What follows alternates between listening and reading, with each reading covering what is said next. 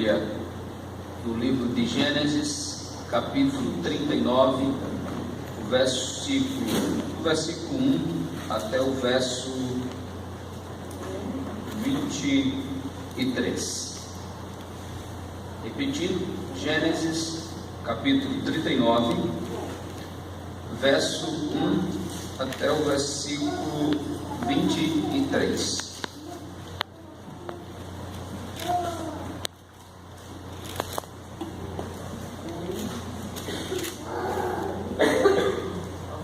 Eu estarei lendo e vocês acompanhem a leitura na Bíblia de vocês.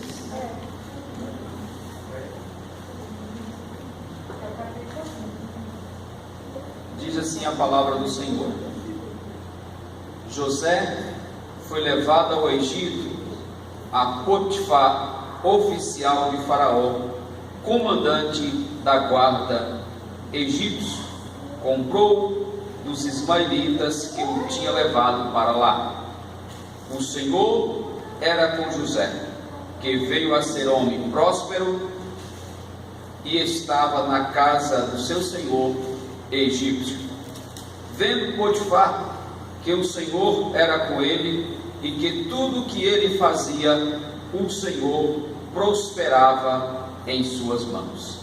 Lucrou José mercê perante ele, a quem servia, e ele pôs por mordomo de sua casa, e ele lhe passou às mãos tudo o que tinha. E, desde que fizeram mordomo de sua casa, e sobre tudo o que tinha, o Senhor abençoou a casa do egípcio por amor a José. A bênção do Senhor estava sobre tudo o que tinha, tanto em casa como no campo.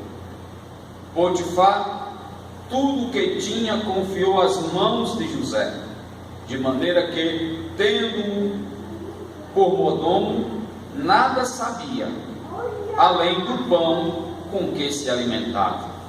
José era formoso, de porte e de boa aparência. Aconteceu, depois destas coisas, que a mulher do seu senhor pôs os olhos em José e lhe disse: deita-te comigo. Ele, porém, recusou e disse à mulher do seu senhor: tenho-me por mordomo, meu senhor, e não sabe do que há em casa, pois tudo o que tem me passou ele às mãos, ou às minhas mãos. Ele não é maior do que eu nesta casa, e nenhuma coisa me vedou, senão a ti, porque és sua mulher. Como, pois, cometeria eu tamanha maldade e pecaria contra Deus? Falando ela a José todos os dias, e não lhe dando ele ouvidos para se deitar com ela e estar com ele. Sucedeu que, certo dia, veio ele à casa para atender aos negócios, e ninguém da casa, ou dos servos da casa, se achava presente. Então ela pegou pelas vestes e disse-lhe: deita-te comigo. Ele, porém, deixando as vestes na mão dela, saiu fugindo para fora. Vendo ela que ele fugira para fora, mas havia deixado as vestes nas mãos dela, chamou-o pelos homens de sua casa e lhe disse: vede, trouxe-nos meu marido este hebreu para insultar-nos, veio até mim para se deitar comigo, mas eu gritei em alta voz. Ouvindo ele que eu levantava a voz e gritava, deixou as vestes ao meu lado e saiu fugindo para fora.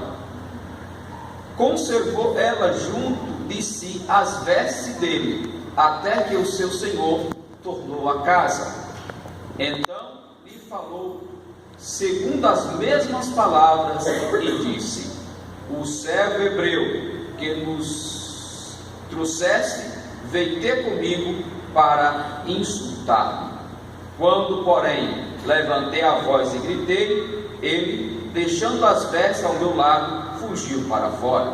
Tendo o Senhor ouvido as palavras de sua mulher, como lhe tinha dito, desta maneira me fez o teu servo. Então se lhe acendeu a ira, e o Senhor de José tomou e lançou no cárcere, no lugar onde os presos do rei estavam encarcerados, e ali ficou na prisão. O Senhor, porém, era com José. Ele foi benigno, lhe deu mercê perante o carcereiro, o qual confiou nas mãos de José todos os presos que estavam no cárcere, e ele fazia tudo quanto se devia fazer ali. E nenhum cuidado tinha o carcereiro de todas as coisas que estavam nas mãos de José, porquanto o Senhor era com José, e tudo o que fazia, o Senhor o prosperava. Um certo dia, Moisés, falando sobre a difícil tarefa de conduzir o povo hebreu pelo deserto, uma terra prometida, ele disse: se a tua presença não for comigo, eu não irei. E depois ele completou dizendo: o que nos faz ser diferente de outros povos é a tua presença. A história da nação de Israel mostra o quanto aquele povo experimentou os benefícios da presença de Deus. E é sobre esse tema que eu quero compartilhar com vocês hoje, os benefícios da presença de Deus na vida de José. Nós vamos fazer uma parte de contexto para você entender. Quando eu falo contexto, antes do texto, algumas informações sobre o texto lido, para que você se situe, para que você entenda aquilo que nós vamos pregar, subordinado nesse tema, os benefícios da presença de Deus.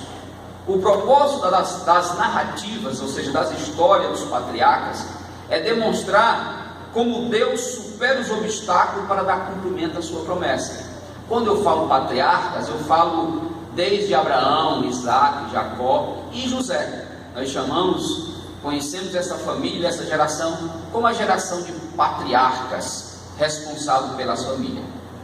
E nós vimos a maneira como Deus, desde Abraão até chegar em José, Deus vem, superando os obstáculos para que a promessa de Deus se cumprisse. Quando nós chegamos no capítulo 37, onde fala sobre a geração de Jacó, a palavra para geração em hebraico é Toledot. Se você começar de Abraão até José, nós temos 5 gerações. Essas 5 gerações, você vê a maneira como Deus vem conduzindo e superando os obstáculos para dar cumprimento à promessa de Deus. Quando nós chegamos no capítulo 37, ele prepara a cena para aquilo que vai vir no capítulo 39, falando da genealogia, ou seja, da família de Jacó. Sendo que José, ele é o clímax, ele é o ponto alto, ele é o apogeu desta narrativa, desse cumprimento. Pois, chegando já ao final da história, Deus vai dando cabo aos seus projetos e as suas promessas, elas vão se cumprindo na vida de José. Então José é aquele ponto máximo, é aquele ponto onde a narrativa termina, onde todos aqueles obstáculos são superados pela presença de Deus, e na vida de José parece que isso acontece de forma mais intensa. E é sobre isso que nós vamos discorrer nesse texto. Esse texto ele é dividido em 4 cenas. A narrativa, a história, ela se divide por cenas. Cena mesmo, igual você vê os filmes. São episódios, e nesses episódios nós encontramos as ações de Deus, a maneira como Deus trabalha. Se você olhar no texto que nós lemos, você der uma olhada, no capítulo 39, do versículo 1 ao 6, nós temos a primeira cena. Nessa primeira cena você vai encontrar José sendo escravizado. A segunda cena é o capítulo 39, do 7 ao 11, você vai encontrar José sendo assediado. A terceira cena é o capítulo 39, do versículo 11 ao 21, José está sendo caluniado. E a última cena, a quarta cena, é José aprisionado, que é do versículo 21 ao 23.